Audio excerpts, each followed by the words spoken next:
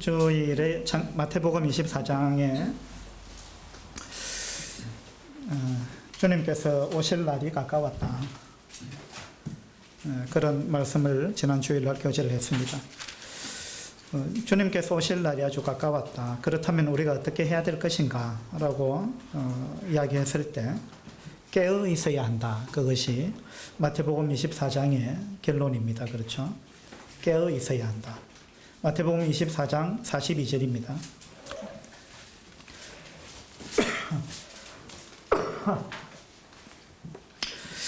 (24장 42절) 그러므로 깨어 있으라.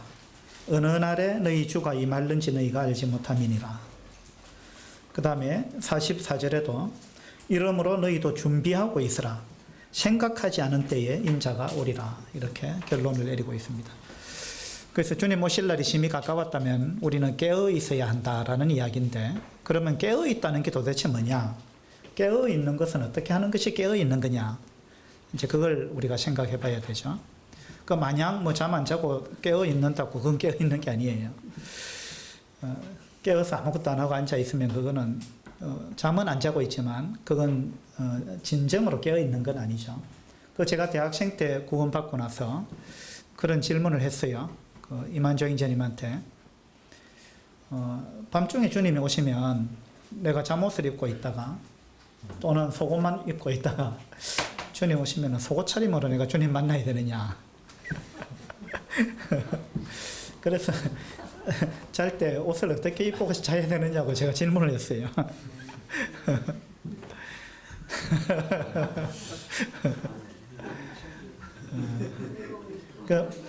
대학생다운 질문인지 모르겠어요. 그때 제가 각 구원받았을 때니까. 네, 이만정 인재님이 한참 웃으시더라고요. 네. 그래서 주님이 내가 자고 있을 때 오시면 안 되니까 잠을 안 자야 되는 거냐 이런 생각도 하고 이랬는데, 깨어있다는 것은 꼭 그런 의미만은 아니죠. 우리가 이제 마음적으로 주님 오심을 기다리고 준비하고 있어야 된다. 이제 그런 이야기인데, 깨어있다는 것은 지난주에 제가 그렇게 말씀드렸어요. 깨어있다는 것은 주님과 함께 동행하는 삶을 사는 것이다. 그런 말씀을 드렸죠. 왜냐하면 37절에 보면요, 노아의 때와 같이 인자의 임함도 그러하리라. 홍수 전에 노아가 방주에 들어가던 날까지 사람들이 먹고 마시고 장가들고 시집가고 있으면서 홍수가 나서 그들을 다 멸하기까지 깨닫지 못하였으니 인자의 임함도 이와 같으리라. 이렇게 말씀하고 있기 때문입니다. 그러니까 우리가 깨어있다는 것은 노아처럼 산다라는 이야기입니다. 그러면 노아 시대에 노아는 어떻게 깨어있었습니까? 창세기에 보면 노아는 하나님과 함께 동행했다 이렇게 나와 있습니다. 그 시대에 살았던 에녹도 마찬가지였죠. 에녹도 하나님과 동행했다 이렇게 나와 있습니다. 그러니까 깨어있다는 말은 매 순간 언제 어디 있었든지 간에 항상 주님과 동행하는 것이, 그것이 깨어있는 삶이다. 지난주에 제가 그렇게 말씀을 드렸습니다.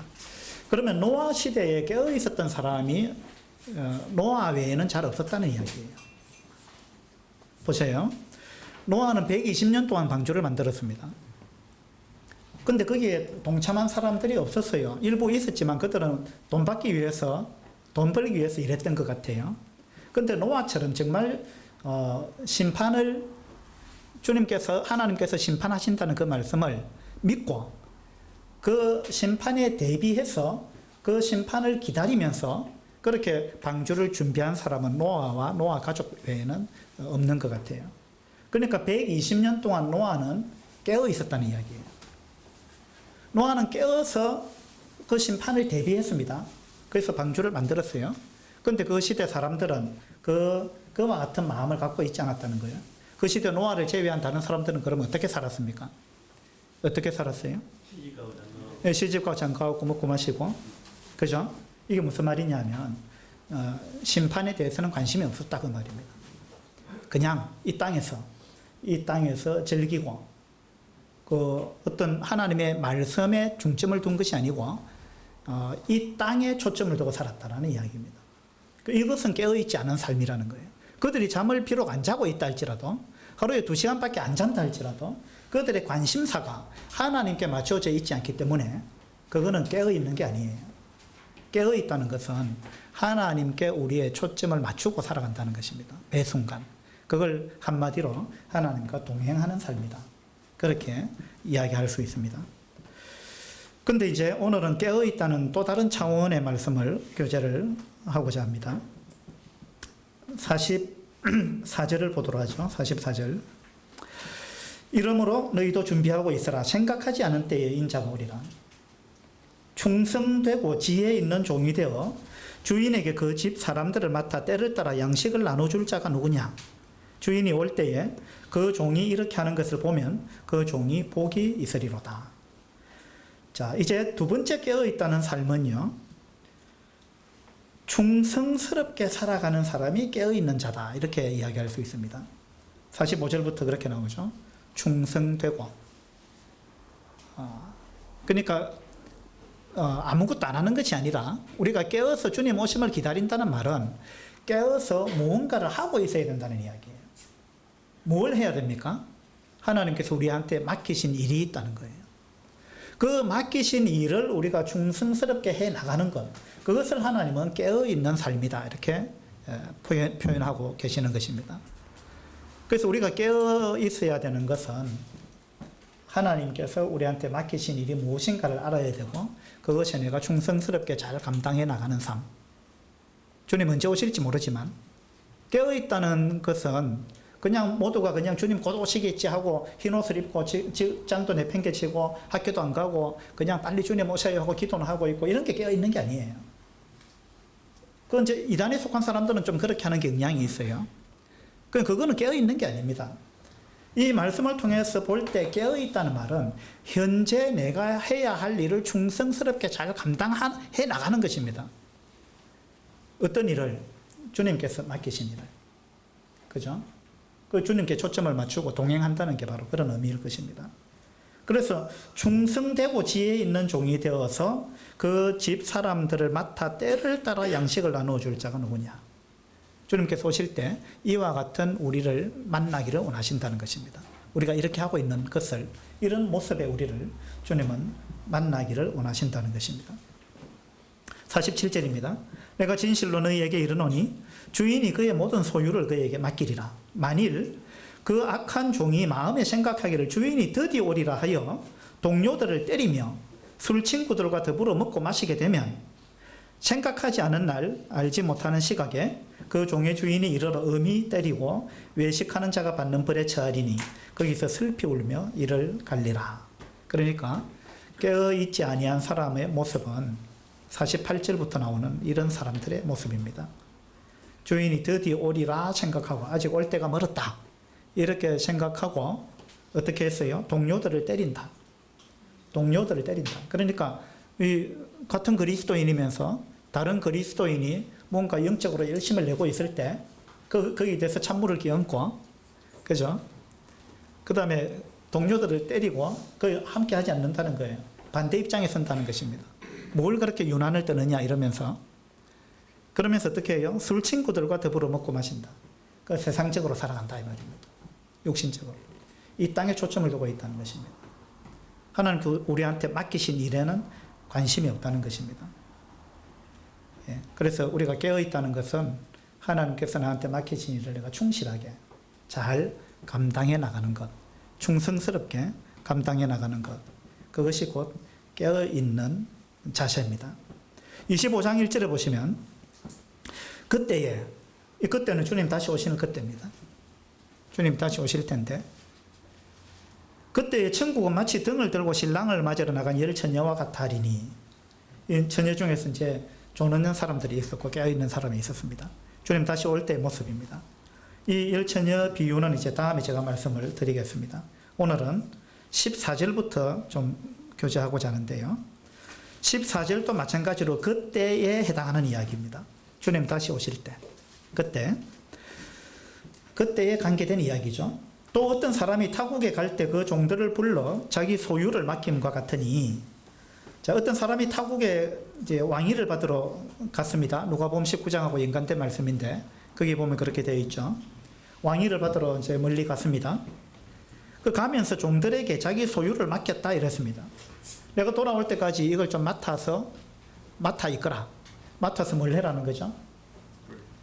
예, 누가복음 19장의 머나의 비유 보면, 여기는 달란트 비유인데 누가복음 19장에는 머나의 비유가 나오죠.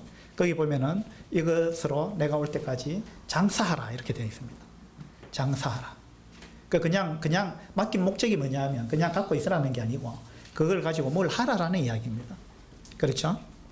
이건 이제 우리 주님이 죽으시고 부활하셔서 성천하시면서 우리한테 무언가를 맡겼다라는 이야기입니다. 그것을 이제 이렇게 비유로 지금 말씀하고 계신 거죠. 주님께서 이제 다시 오실 텐데 가시면서 우리한테 뭔가를 맡겼습니다. 그러면서 이걸 가지고 장사하라 이렇게 말씀하셨어요. 그 뭐냐면 그걸 가지고 뭔가를 하라는 거예요. 그냥 가만히 보관만 하지 말고 그걸 가지고 뭘 해라. 내가 올 때까지 뭘 해라. 이게 지금 우리들이 처한 상황입니다. 우리는 주님 다시 오심을 기다리는 자들인데 주님 다시 오실 때까지 우리는 무언가를 해야 됩니다. 어떻게 해요? 충성스럽게. 그것이 깨어있는 삶입니다. 주님께서 우리한테 뭘 맡겼을까요?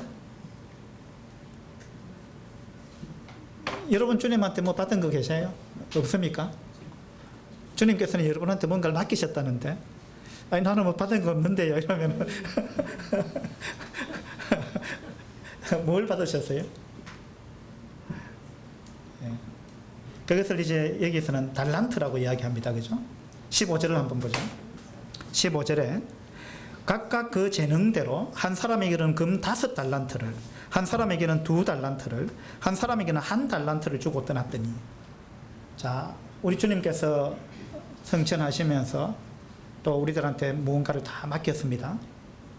사람에 따라 조금씩 이제 분량의 차이는 있어요. 또 종류의 차이가 있습니다. 어떤 사람한테는 5달란트, 어떤 사람한테는 2달란트, 어떤 사람한테는 1달란트를 맡겼습니다. 받지 아니한 사람은 아무도 없습니다. 모두가 받았어요. 이 달란트라는 말은 이 무게의 어떤 이름인데, 금의 무게, 은의 무게 이런 걸 이제 재서 1달란트는 무게가 얼마다 정해놓은 게 있죠. 그 어떤 그 무게 단위인데요. 이걸 이제 영어로는 탤런트라 그래요. 탤런트. 네, 탤런트가 뭡니까? 예, 뭐 우리는 연예인들을 보고 탤런트라 그러는데, 그러니까 뭔가 재능을 갖고 있는 사람이죠. 이 달란트란 말은 어떤 재능, 은사 이런 의미를 갖고 있습니다. 그런데 그것만이 달란트가 아니고 어쨌든 하나님께서 우리한테 주신 모든 건 다 이제 우리의 달란트예요. 우리는 어떤 달란트를 다 갖고 있습니다. 구원받고 나서 받은 건 은사라 그러고 구원받기 전에 받은 걸 재능이라 이렇게 이야기할 수 있어요. 우리는 타고난 소질과 재능이 있습니다. 그거 누가 준 거예요? 하나님께서 주신 거예요.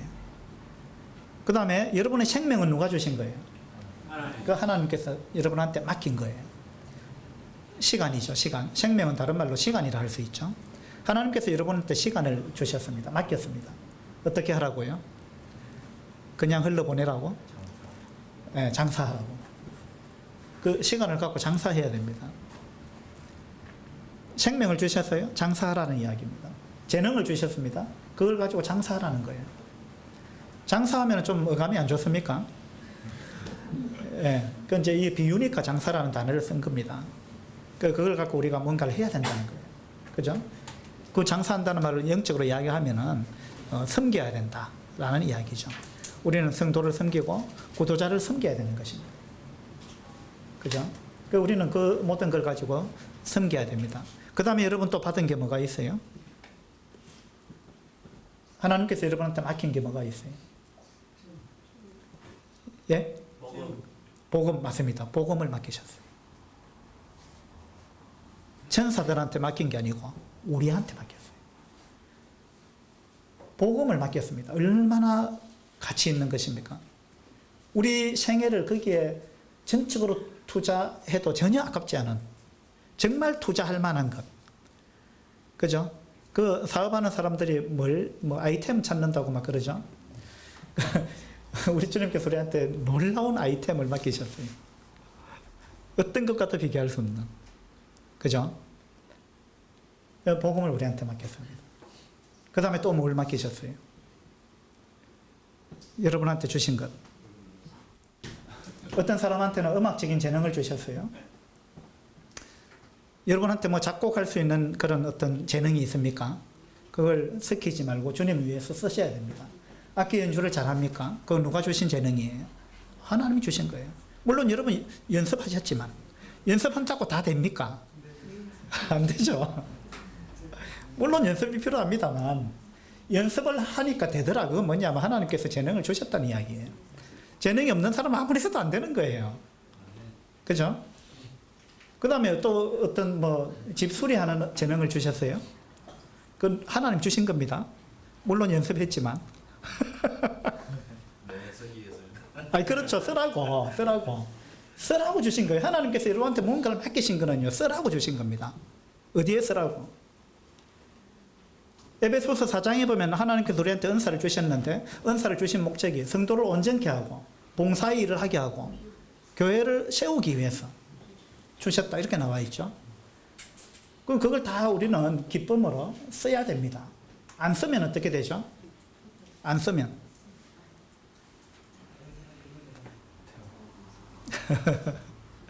무엇이든지 안 쓰면요, 점점 그 기능이 사라집니다.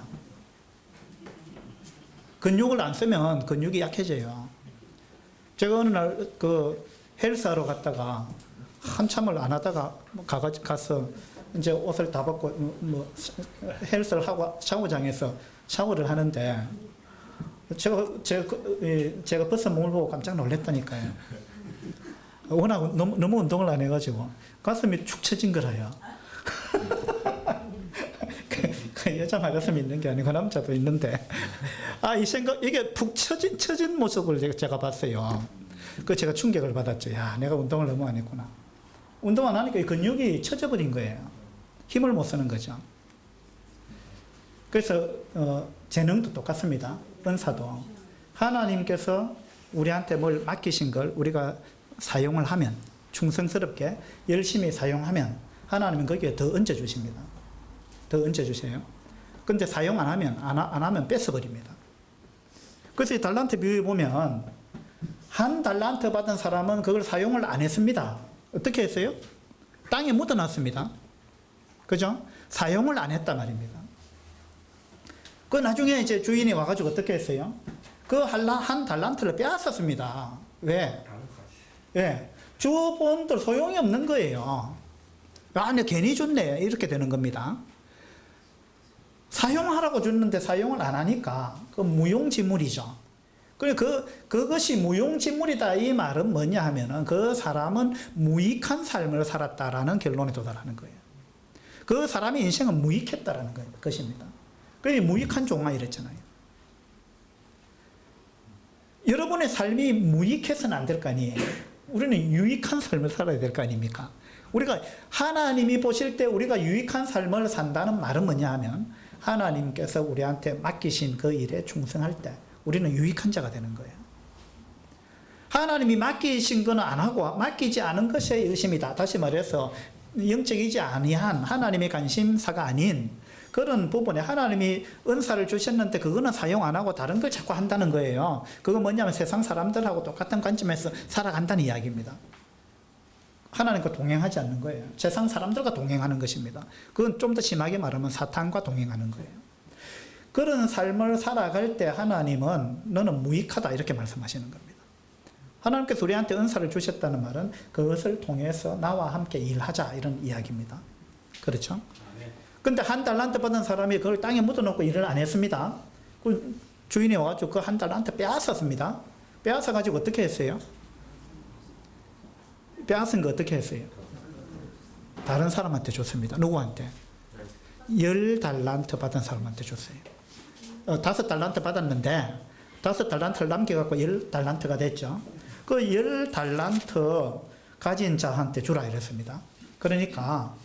그러면 사실 말씀이 무릇 있는 자는 29절입니다. 무릇 있는 자는 받아 풍족하게 되고 없는 자는 그 있는 것까지 빼앗기리라 이렇게 말씀하셨어요.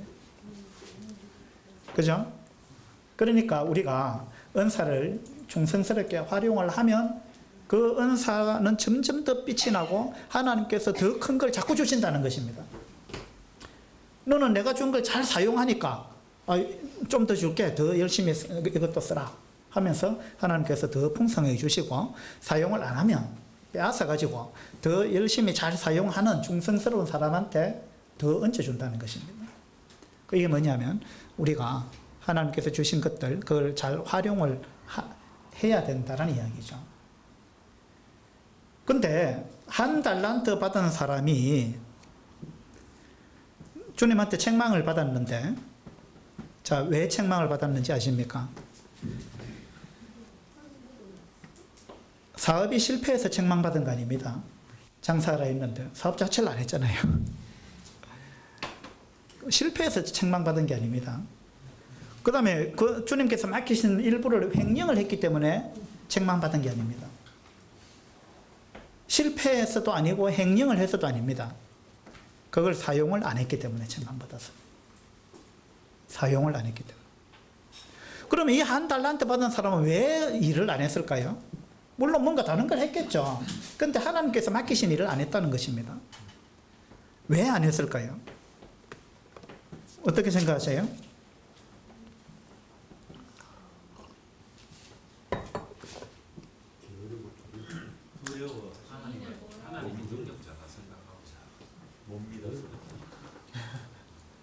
예, 못 믿었어. 또 하나님이 능력자시니까 하나님이 다 하신다고요? 내가 뭘 할 게 뭐가 있느냐? 그래, 그게 아주 어떻게 보면 영적인 이야기예요. 하나님이 다 하셨죠. 하나님이 다 하시죠. 저는 할 게 능력이 없습니다. 저는 아무것도 한 게 없습니다. 하나님이 다 하셨습니다. 하나님이 하셔야 되지 내가 해가 됩니까? 어떻게 보면 참 영적인 말이에요. 근데 하나님께서 우리 보고 동업하자고 하시는데 자꾸 하나님한테만 떠맡기가 됩니까? 물론 하나님 혼자 다 하실 수 있죠. 그렇지만 하나님 우리와 함께 일하시길 원하시는 거죠. 그래서 우리한테 은사를 맡겼습니다.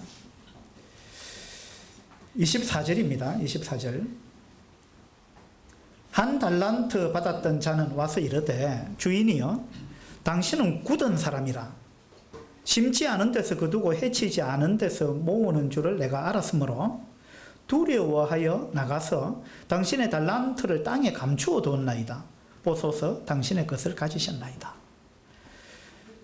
예. 이 사람이 그 일을 안 한 이유는요, 첫 번째 두려워했습니다. 그렇죠? 두려워했습니다. 무엇을 두려워했어요? 주인을 두려워했습니다. 주인을 두려워했어요. 그러니까 내가 이거 1달란트 가지고 뭘 사업을 해가지고 실패하면 어떡하냐? 그러면 주인이 왔을 때 내가 어떻게 책임을 질 거냐? 그것에 대한 두려움이었던 것 같아요. 그래서 본전이나 잘 안 까먹고 그대로 잘 간수했다가 본전을 돌려드려야 되겠다. 예, 그 생각입니다. 두려워했어요. 여러분 하나님 두려워하십니까? 두려워하세요? 예. 마땅히 우리 하나님 두려워해야 됩니다. 근데 이 사람이 지금 두려워하는 그 두려움과 우리가 하나님을 경외하는 그 두려움하고는 좀 다른 거예요. 그렇지 않아요? 예. 두려워서 아무것도 못한다. 그 두려움. 그거는 정상적인 두려움이 아니에요. 그죠? 물론 우리 하나님 두려워해야 되지만 하나님 두려워서는 아무것도 할 수 없다. 그거는 비정상적인 두려움이에요. 그래서 우리는 이 건전한 두려움을 가져야 돼요. 이 사람은 어쨌든 두려워하여 아무것도 안 했다는 것입니다. 복지부동이라는 말 아세요? 무슨 말이에요? 예, 배복자. 배를 땅에 딱 붙여서 복지. 부동. 꼼짝도 안 한다는 거예요. 공무원들한테 그 이야기를 잘 하죠. 공무원들이 딱 그냥 뭐 자발적으로 뭘 하는 것보다는 아주 수동적이고, 그 다음에 뭘 하다가 잘못되면 책임만 뒤집어 쓰니까 차라리 안 하는 게 낫다. 이래가지고 복지부동 아무것도 안 한다는 거예요. 예. 그래도 월급은 나오니까. 근데 복지부동이 공무원들한테만, 요즘 공무원은 좀 다르겠지만, 예. 그 어쨌든 간에 공무원한테 주로 쓰는 단어였는데, 그 복지부동 공무원한테만 해당되는가 했는데, 이 말씀을 가만히 보면서, 아이, 그리스도인들도 복지부동 하는 사람이 있겠구나. 그런 생각이 들었어요. 하나님 두려워서는 아무것도 할 수 없다. 그야말로 이제 복지부동입니다. 이 사람이 아마 두려워해서 그렇게 했다, 이렇게 볼 수 있어요. 이 사람 자기가 그렇게 이야기를 하고 있죠. 근데 이건요, 사실은 변명입니다. 왜 변명이냐 하면 27절을 보세요. 그러면 네가 마땅히 내 돈을 취리하는 자들에게나 맡겼다가 내가 돌아와서 내 원금과 이자를 받게 하였을 것이니라 라고 주인이 이야기했습니다. 네가 정말 나를 두려워했다면 그렇게 하면 안 된다. 나를 두려워했다면 그걸 은행에라도 맡겨갖고 이자라도 받게 해야지. 그래야 나를 두려워하는 거지.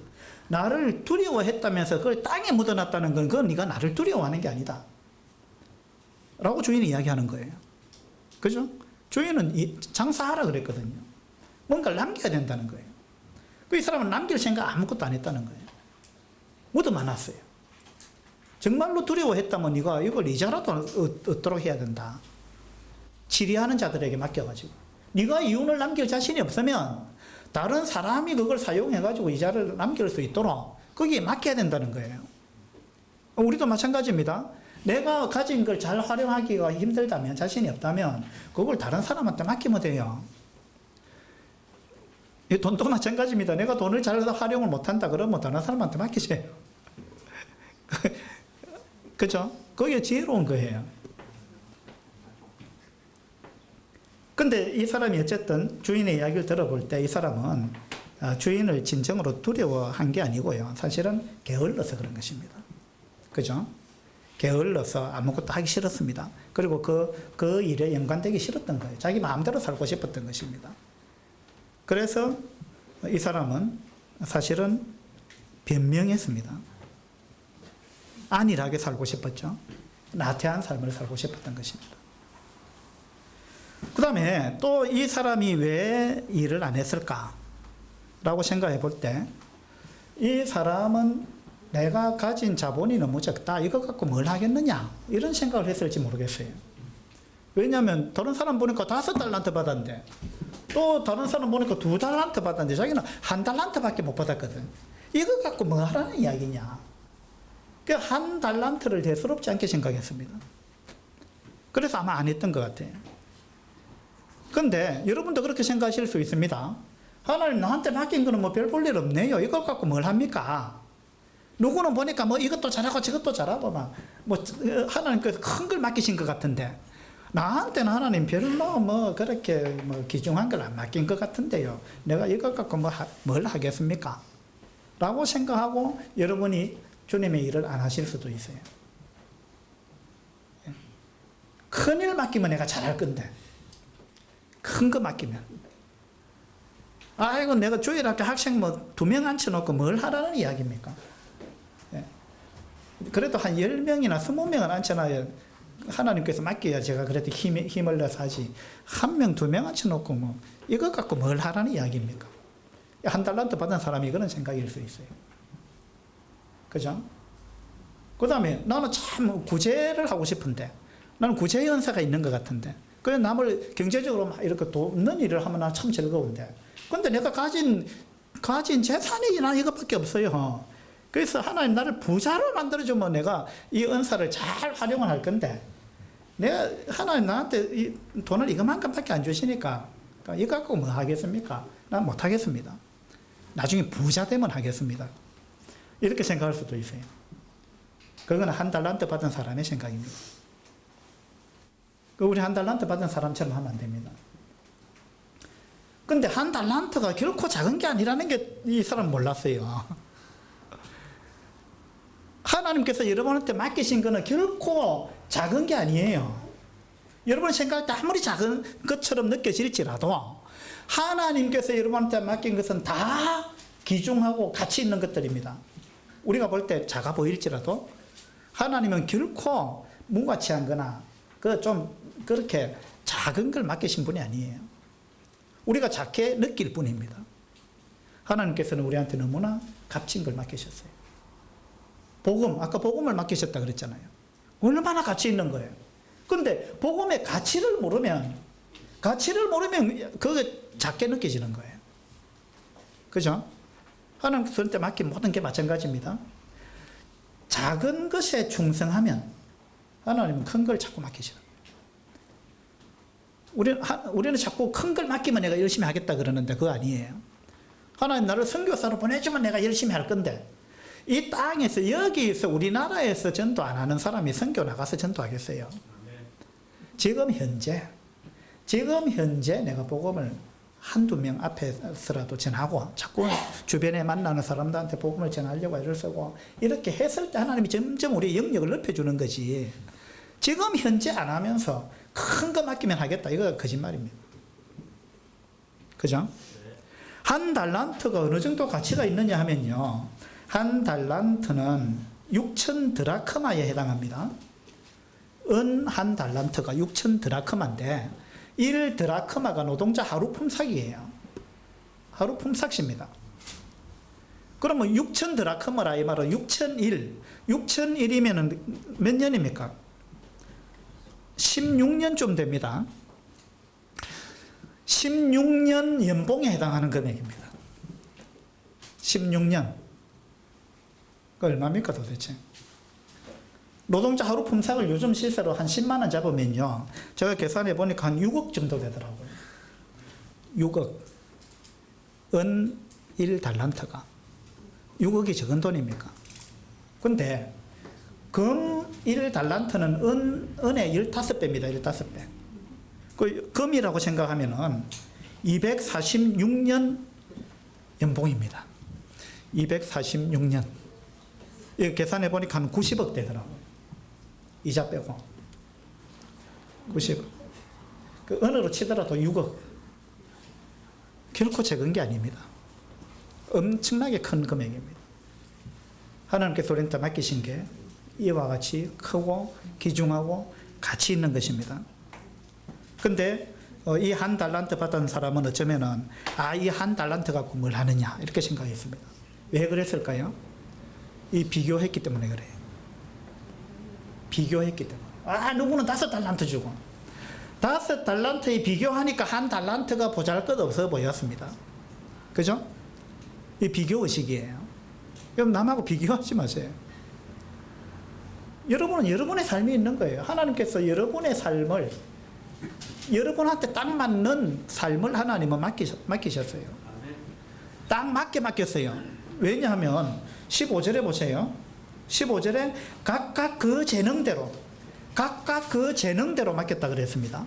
그러니까 하나님께서 딱 맞게 맡겼다는 겁니다. 각각 그 재능대로 그 사람에게 딱 맞도록, 그 사람의 분량에 맞도록 맡겼다는 것입니다. 한 달란트, 하나님이 볼 때 한 달란트의 재능을 그 분량인 사람한테 하나님이 5달란트를 맡겨놓으면 안 되는 거예요. 사고 치는 것입니다. 그리고 잘 활용을 못해요. 그래서 하나님께서 여러분보다 여러분을 잘 아시는 분이, 더 잘 아시는 분이 하나님이시잖아요. 그러니까 하나님께서 여러분한테 딱 맞게끔 맡겼다는 것입니다. 딱 맞게끔. 자, 2달란트 받은 사람도 5달란트 받은 사람하고 비교하면 이 사람도 1달란트 받은 사람처럼 행동할 수 있었어요. 2달란트 받은 사람이 5달란트 비교하니까 너무 적잖아요. 그렇지만 2달란트 받은 사람은 비교를 안 했어요. 2달란트로 만족했습니다. 그래서 2달란트를 가지고 열심히 일했다는 것입니다. 충성했다는 거예요. 그렇게 해서 2달란트 받은 사람은 2달란트를 남겼어요. 5달란트 받은 사람은 5달란트를 남겼습니다. 누가 많이 남겼어요? 똑같습니다. 똑같은 거예요. 왜냐하면 5분의 5가 큽니까? 2분의 2가 큽니까? 예? 계산은 잘 안 됩니까? 같은 거예요. 그래서 5달란트 남긴 사람과 2달란트 남긴 사람한테 주님께서 하신 칭찬이 똑같습니다. 단어 하나 안 틀리고 똑같습니다. 21절에 보세요. 그 주인이 이르되 잘하였도다 착하고 충성된 종아. 네가 적은 일에 충성하였음에 내가 많은 것을 내게 맡기리니 내 주인의 즐거움에 참여할지어다 이랬습니다. 23절에도 2달란트 받은 사람한테도 그 주인이 이르되 잘하였도다. 착하고 충성된 종아, 네가 적은 일에 충성하였음에 내가 많은 것을 네게 맡기리니. 그죠? 내 주인의 즐거움에 참여할지어다. 똑같죠? 5달란트 남긴 사람과 2달란트 남긴 사람한테 주님이 칭찬하신 내용이 똑같다는 것입니다. 그죠?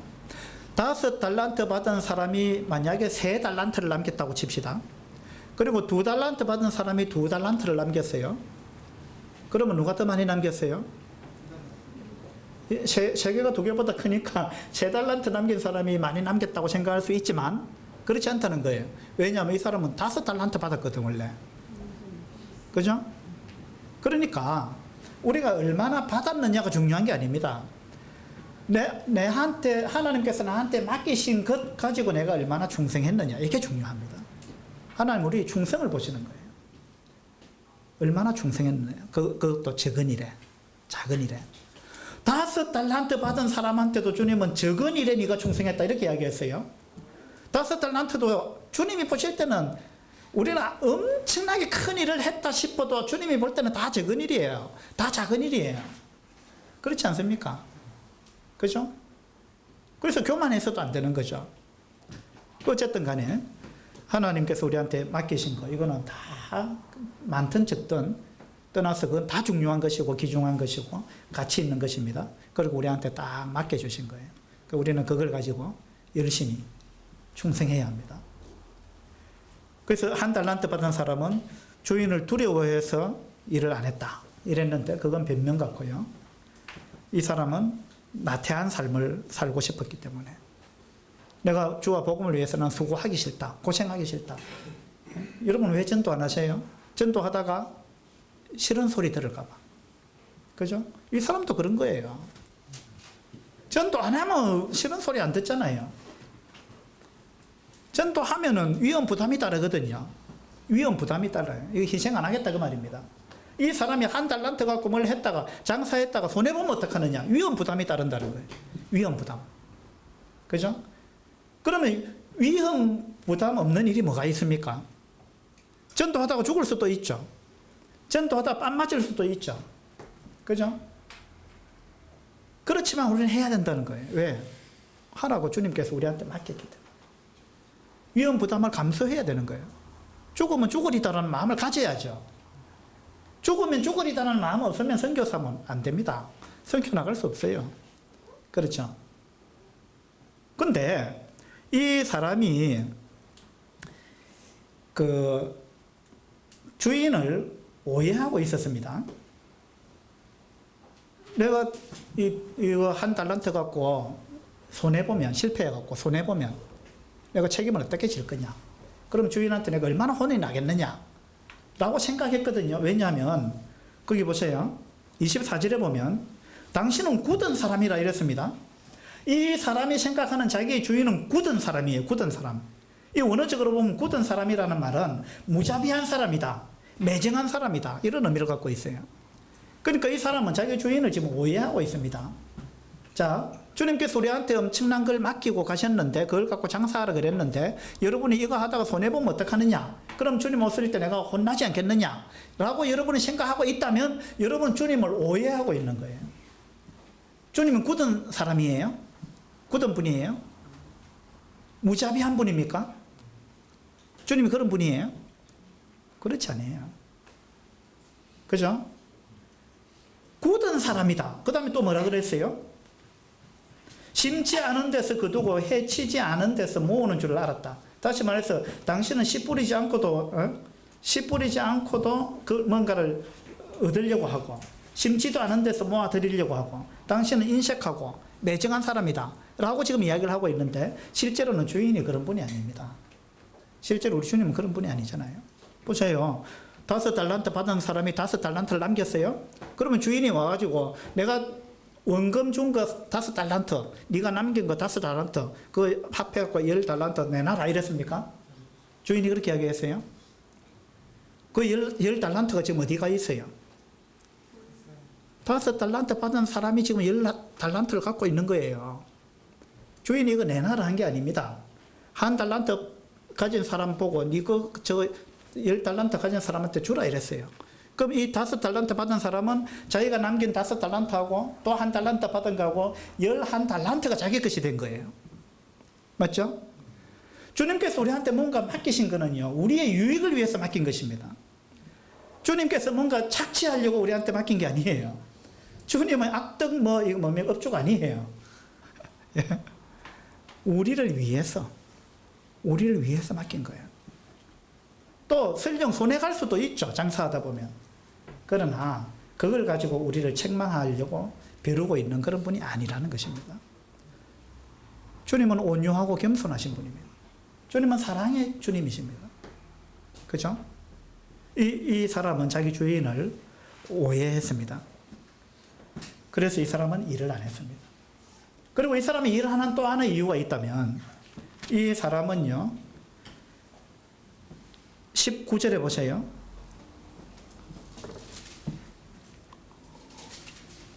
19절. 오랜 후에 그 종들의 주인이 돌아와. 자, 주인은 반드시 돌아옵니다. 우리 주님도 마찬가지입니다. 반드시 돌아옵니다. 돌아오면 어떻게 됩니까? 돌아와 그들과 결산할세 이랬죠. 주님 돌아오시면 우리는 우리 삶을 결산해야 됩니다. 그렇죠? 이걸 여러분 믿고 계십니까? 이 1달란트 받은 사람은 여기에 대한 생각을 못했어요. 뭘 결산이 뭐가 있겠느냐. 그죠? 여러분, 우리 삶은 어느 날 결산해야 됩니다. 어떻게 살았는지 주님 앞에서 결산해야 됩니다. 그게 그리스도의 심판대잖아요. 그리스도의 심판대에서 우리가 어떠한 삶을 살았는지 결산을 해야 됩니다.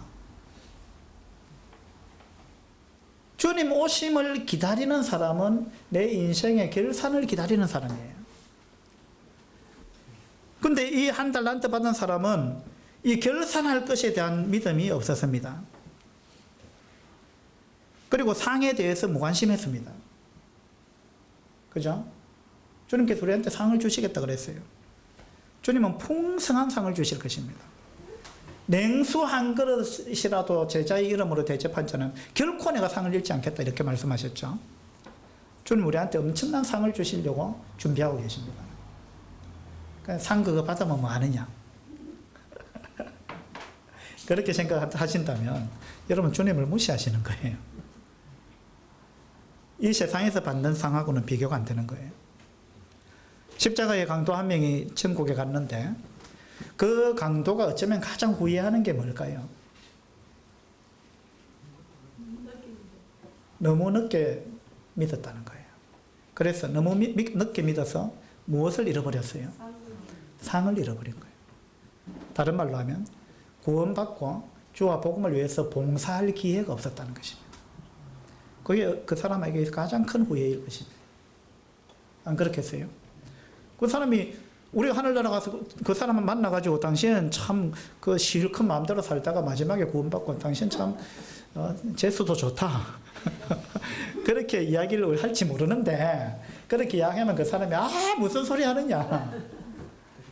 나 정말로 내가 후회되는 게 있다. 내가 좀 더 일찍 주님을 믿었어야 되는데. 그 이야기 안 하겠어요?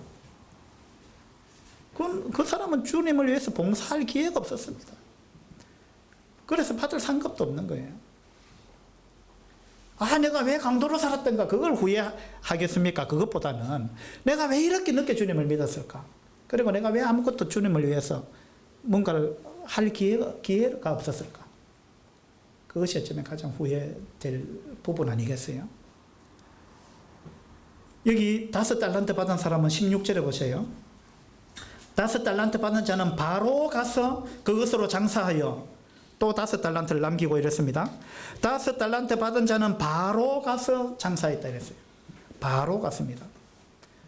사마리아 우물가의 여인도 주님을 만나고 나서 주님이 구세주라는 걸 알고 나서 물동이를 버려두고 바로 마을로 내려가가지고 자기의 모든 수치와 상관없이, 그죠? 내가 만난 그분을 와서 봐라. 그분이 내가 한 모든 걸 알고 있더라. 자기가 한 모든 게 뭐예요?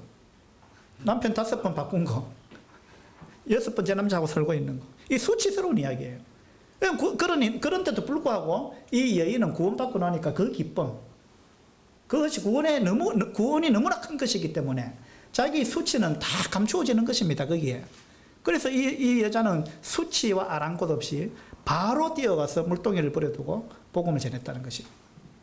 이 5달란트 받은 사람도 바로 가서 장사했습니다. 여러분, 구원받고 나서 바로 장사를 아직까지 시작 안 하셨다면, 미루고 계시다면 빨리 시작하셔야 됩니다. 그래서 5달란트 받은 자는 바로 가서 장사했다 이랬어요. 그죠? 우리도 아직 여러분께서 뭔가 하나님께서 맡기신 걸 땅에 묻어놓고 계시다면 어떤 부분 그거 이제 꺼내서 이제 바로 시작해야 됩니다. 주님 오실 날이 가까웠어요. 진짜 가까웠습니다. 그래서 이 1달란트 받은 사람처럼 그렇게 안 했으면 좋겠습니다. 로마서에 보면 부지런하여 게으르지 말고 열심을 품고 주를 섬기라. 그렇게 말씀하고 있습니다. 그 다음에 우리의 수고가 결코 헛되지 않다. 라고 고린도전서 15장에 나와 있습니다. 우리가 가진 것이 비록 작아 보일지라도 그걸 가지고 우리가 충성으로 주님을 섬기는 그러한 삶을 살게 되기를 바랍니다. 기도합시다. 아버지 하나님, 참으로 주님 오실 날이 심히 가까운 이러한 때에 우리가 살고 있습니다. 우리를 향해서 깨어있으라고 주님께서 말씀하십니다. 오늘 깨어있는 삶이 어떠한 삶인지 이런 부분들을 생각하게 되었습니다. 하나님께서 우리한테 맡기신 것을 가지고 우리가 충성스럽게 주님을 섬기는 것이 깨어있는 삶이라는 것을 알게 되었습니다. 맡은 자들에게 구할 것은 충성이라고 말씀하셨습니다. 우리가 충성스럽게 주님을 섬기다가 주님을 맞이할 수 있도록 도와주시기 바랍니다. 감사드리며 우리 주 예수 그리스도 이름으로 기도합니다. 아멘. 수고하셨습니다.